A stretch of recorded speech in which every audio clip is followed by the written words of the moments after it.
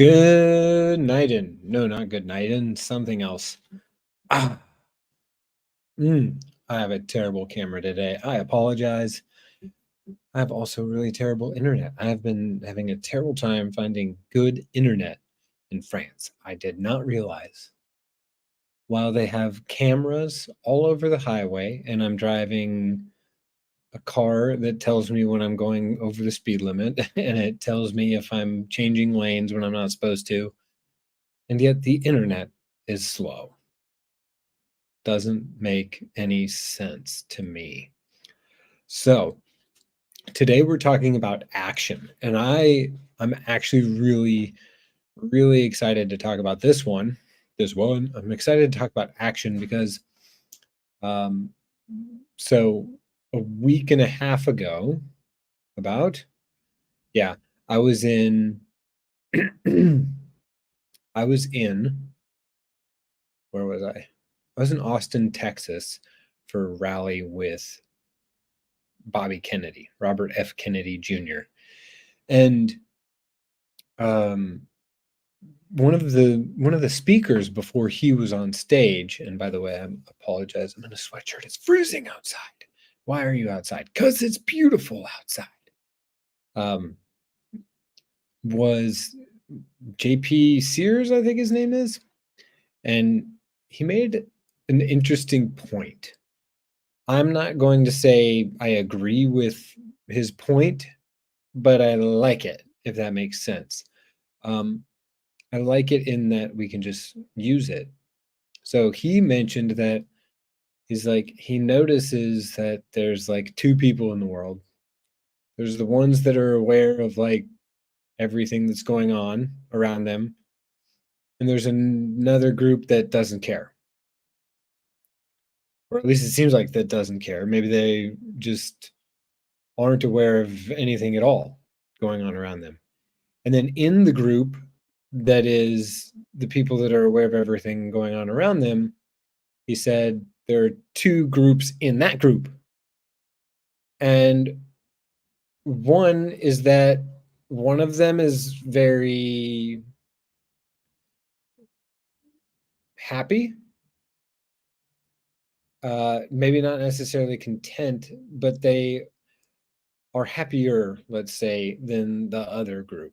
And the other group pretty much tends to like dwell on things and is upset a lot, and there's nothing we can do about anything, and so on and so forth. And he mentioned that the thing he noticed between, let's call it the happy group and the unhappy group, he's like, the happy group, they take action, and the unhappy group, he didn't call it happy and unhappy, I'm just calling it that, and the unhappy group did not. He's like, those people did not take any action. So today's show is called Action. So what is action? Now it's cool because I'm here at the beach in France, and I saw an old World War II bunker that the Germans built when they took over France.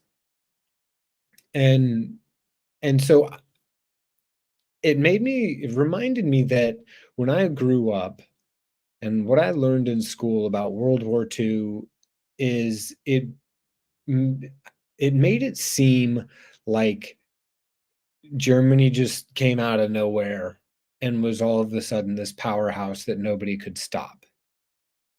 And so it left you with this sense of fear of like, oh my God, maybe somebody's just going to do that again.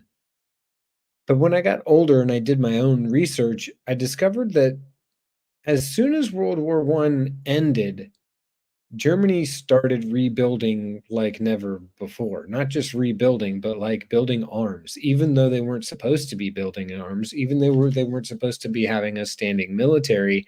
They were doing all of the above. This is long before like Hitler. I shouldn't say long before. This is before Hitler was like a thing. So I'm not trying to say Hitler wasn't a bad dude. Hitler, bad dude. And there was a lot of stuff that was already being put in place by a lot of other people that made Hitler possible. He didn't do it all on his own. Now, and a side note, I just can't help but think about it, is like, so there's that. So there's this bit, because as early as, so right, World War II is really kind of 1940. You know, a lot of, he started, you know, a lot of things started going on in like 1939, but really 1940 is when it started. But you can find out that as early as, and probably earlier than 1932, Germany was building a massive arsenal, like tanks and military weapons. Like, it was already big time in motion. Hidden, though, to the best of their ability. But it wasn't totally hidden because the rest of the world knew about it. They just weren't willing to do anything about it. This, and now you're like, why the hell are we talking about World War II? Well, because it was a pretty big event. And there was a recent event that changed the face of the earth just as much, if not more. And if you're like, no, it didn't. Yeah, it did. It's called COVID. Yeah. So, I'm just going to say it. There you go. And the reason I say it's just as big is because during World War II, a lot of definitions of words changed from beginning to end. Like, well, for one, it's not a word, but the symbol, the swastika, is just a reverse of a bon, an old, like a symbol that's 5,000 years old that was always used as safe haven. And they basically mirrored it. So it's flipped the other direction. But this, they just took this symbol that had previously been used for 5,000 years as a symbol of safe haven. And, well, we all know what went on from there on. So it made me think of it because there's this bunker on the side of the beach. And you know, we'll probably see remnants of COVID. It won't be physical structures per se like that. And maybe it will be, but we'll see remnants of COVID for, what is that, 60 plus 80 years? For another 80 years. It'll still be like a thing. So I'm just comparing the timeline, right? World War II was like 80 years ago. COVID, when it's 80 years from now, 80 years from now, it'll be 2100. I hope I'll still be alive. That would be cool. I'll be like super young. Man, that would be neat. All right. Everything that doesn't allow that to show up times the guides and destroy. Not great at all. Right, wrong, good, bad, pop, all 9 shorts, boys, povads, and beyonds. I mean, I think I want to still be alive. So, man, wild. Cool. I'm just get excited because I'm like, wow, 80 years? To imagine that I'd still be alive for another 80 years? Man, that's neat. Okay, action. Now, what the fuck is action? So let's start at something super simple. A lot of people think that action is a doing. Typically, when you think of action, you think of doing. Yeah, you're like, oh my God, I gotta do something. I gotta do something. I gotta jump on the computer and type stuff. I gotta go like wave people down, whatever. But for the most part, a lot of people think of action as a doing. Is that really true? Is that actually, it is true. But is it your greatest action available to you? So let's look at this. What is your greatest action available to you? And everything that doesn't allow that to show up times a godzillion will destroy and uncreate it all. Right, wrong, good, bad, pocket pod, all 9 shorts, boys, povads, and beyonds. You know, rather than trying to run around like a chicken with your head cut off, looking for the greatest action or some sort of action that's going to create something, we're just trying to create it all.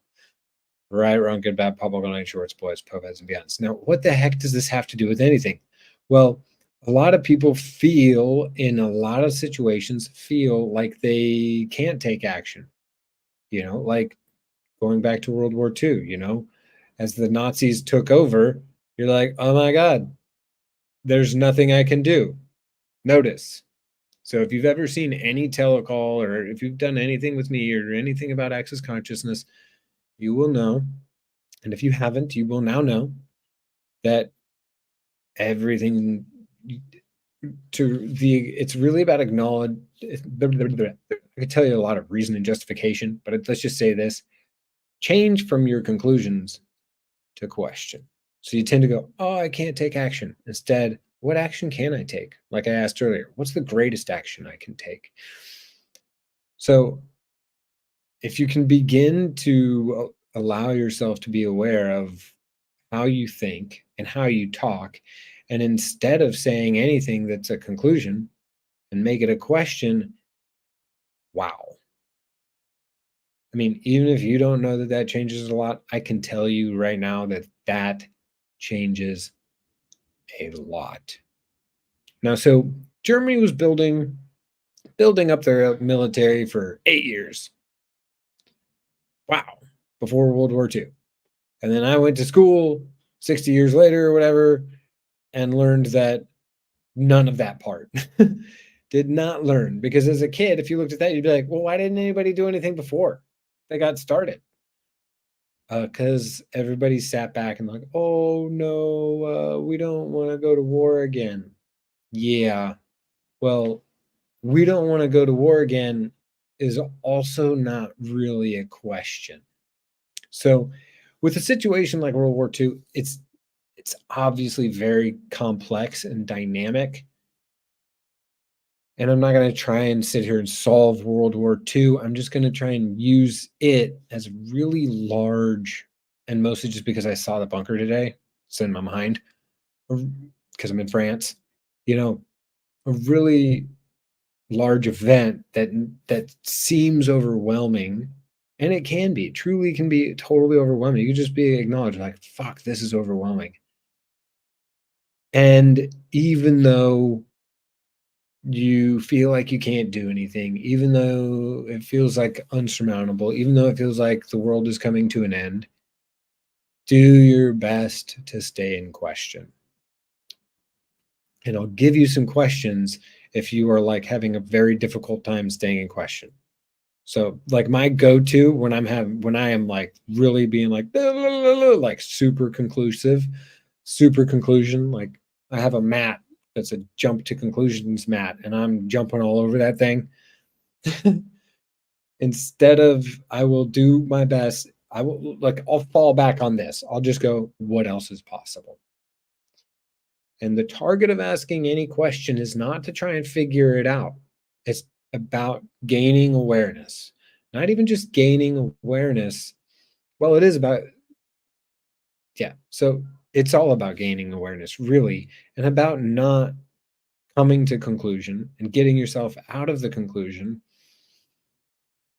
and getting yourself out of the need for an answer, which when things get really bad, quote unquote, that's what we tend to try to do. Like, I need an answer. I want to know things are going to get better, rather than just being in the question. Another question, how does it get any better than this? What we tend to do is go, oh my God, it can't get any worse than this. Notice that's not a question. Also notice people go, oh my God, it can't get any better than this.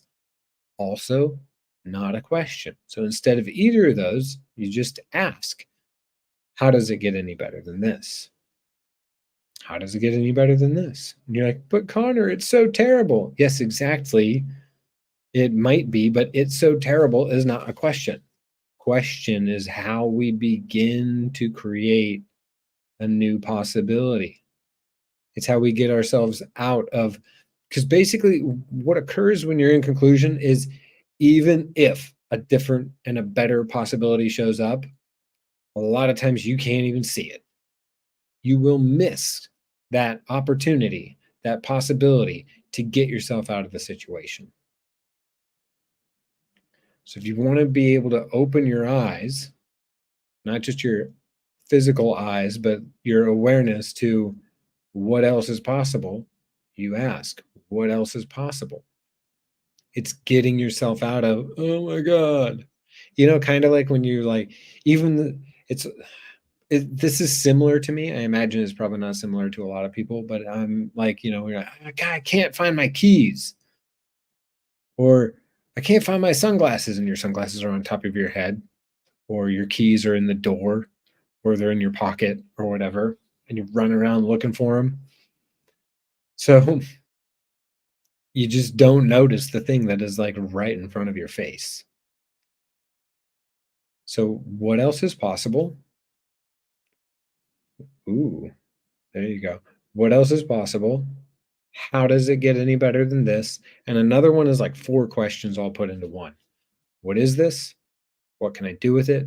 Can I change it? If so, how can I change it? And this one's also super helpful because just imagine you're in World War II and you're like, what is this? Well, this is fucking some shit.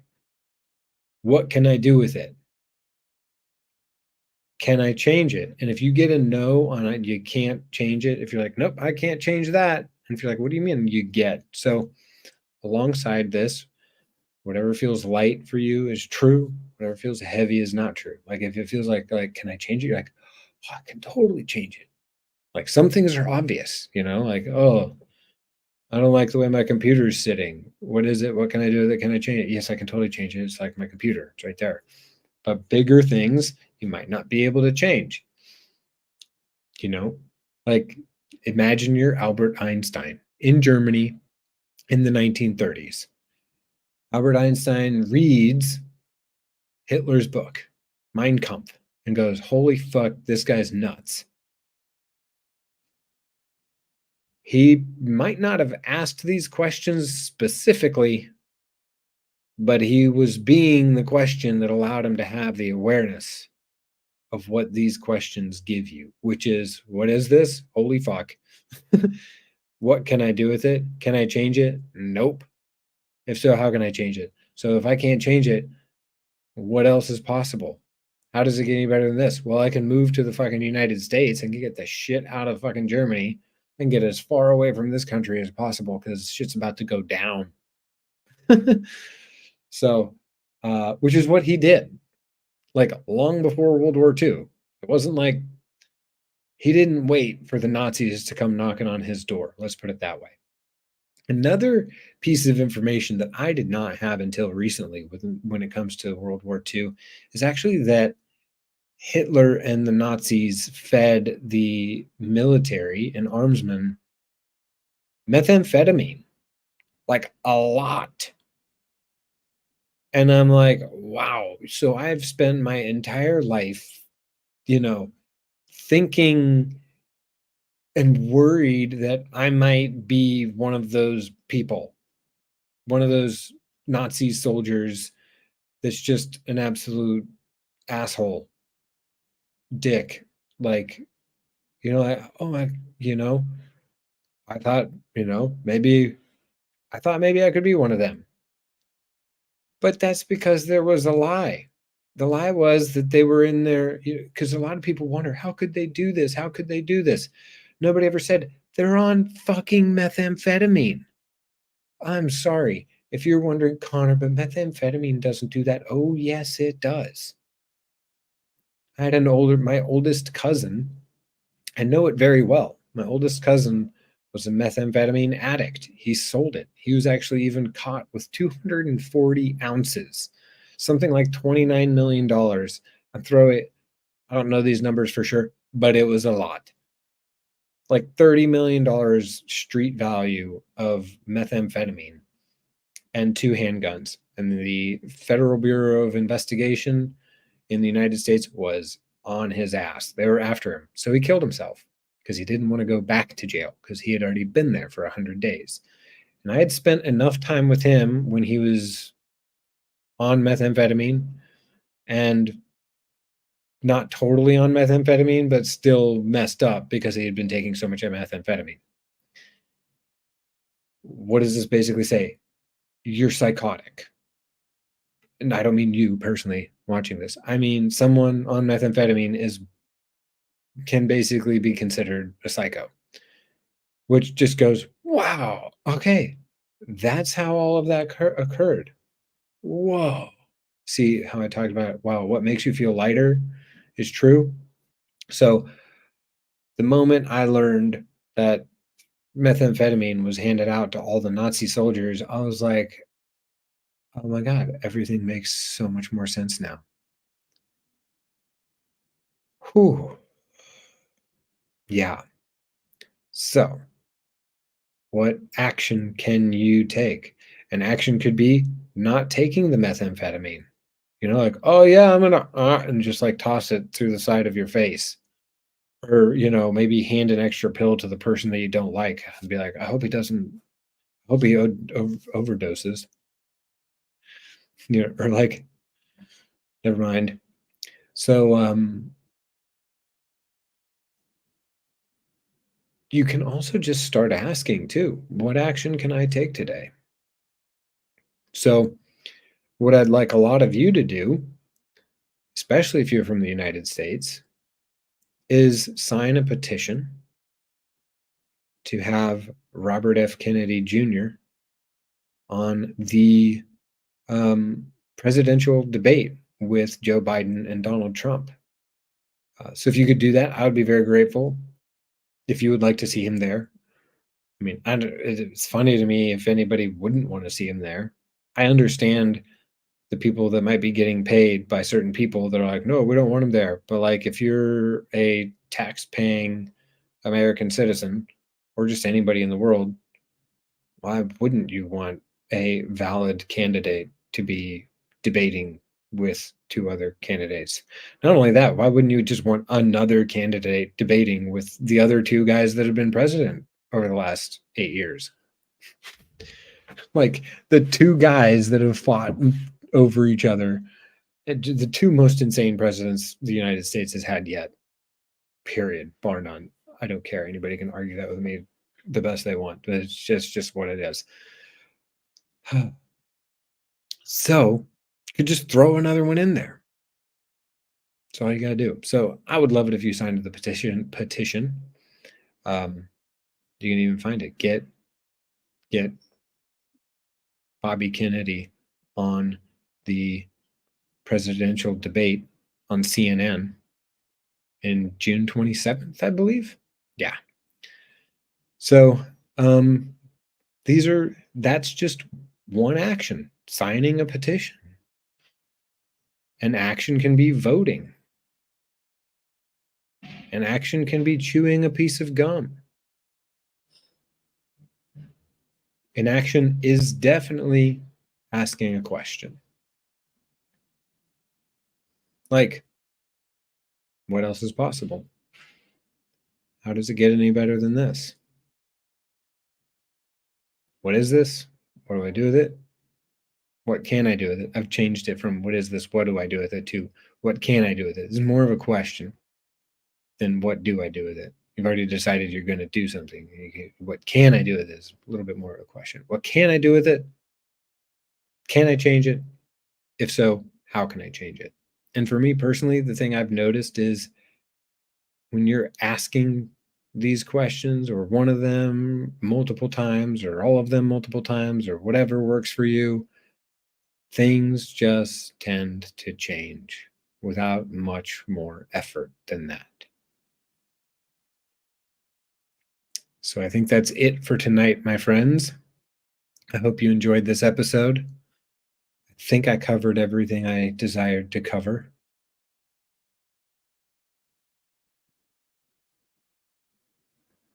Yeah, I did. So if you want to get a hold of me, also I have a big thing coming up, very big. I'm releasing information on it tomorrow. Some specials on my private sessions. So I'll let you all know soon. That's another episode of the most interesting news in the world. What action can you take today to create a greater future for you and anyone else willing to receive it? Everything that doesn't allow that, times a godzillion, will destroy and uncreate it all. Right, wrong, good, bad, pop, all night, shorts, boys, popeds, and beyonds. I bid you adieu. Au revoir. Bye-bye.